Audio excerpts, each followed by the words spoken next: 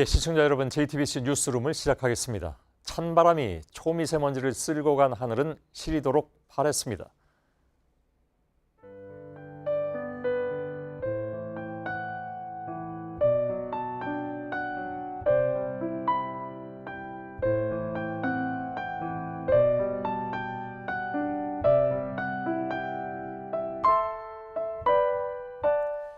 서울의 가시거리는 20km, 경기 북부에서는 50km를 기록한 곳도 있었습니다. 오늘 오전 11시 서울의 초미세먼지 농도는 세제곱미터당 7마이크로그램. 지난 5일 역대 최고치 때와 비교하면 20분의 1에 불과했습니다. 전국 모든 지역의 초미세먼지 농도가 좋음 수준을 나타낸 것도 지난 가을 이후에 처음입니다. 그런데 이보다 입자가 큰 미세먼지 상황은 좀 달랐습니다. 우리 기준으로는 보통이었지만 WHO 기준으로는 중부의 대부분이 나쁨 또는 매우 나쁨 수준이었습니다. 환경부는 봄철 불청객 황사가 지속적으로 발원하면서 약하게나마 우리나라에 영향을 주는 것으로 분석했습니다.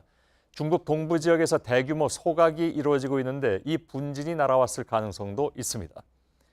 자, 국회는 오늘 본회의를 열고 이른바 미세먼지 대책법을 통과시켰습니다. 이제 미세먼지가 정말 심해지면 특별 재난지역으로 선포할 수 있고 누구나 LPG 차량을 살 수 있게도 됐습니다.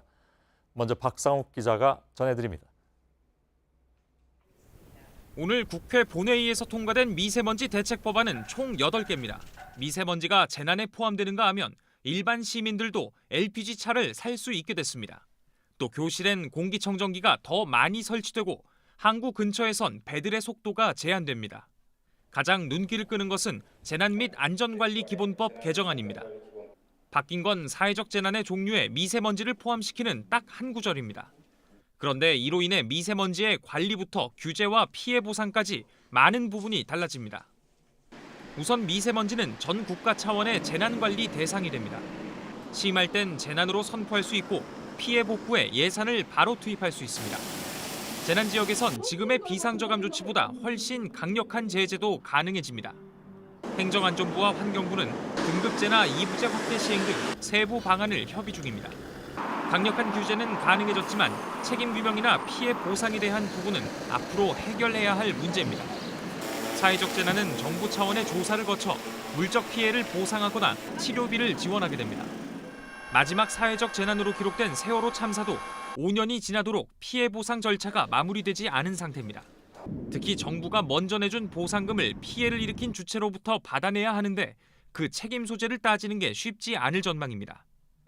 보상액을 판단할 신체 피해 기준을 마련하는데도 상당히 많은 시간이 걸릴 전망입니다. JTBC 박상욱입니다.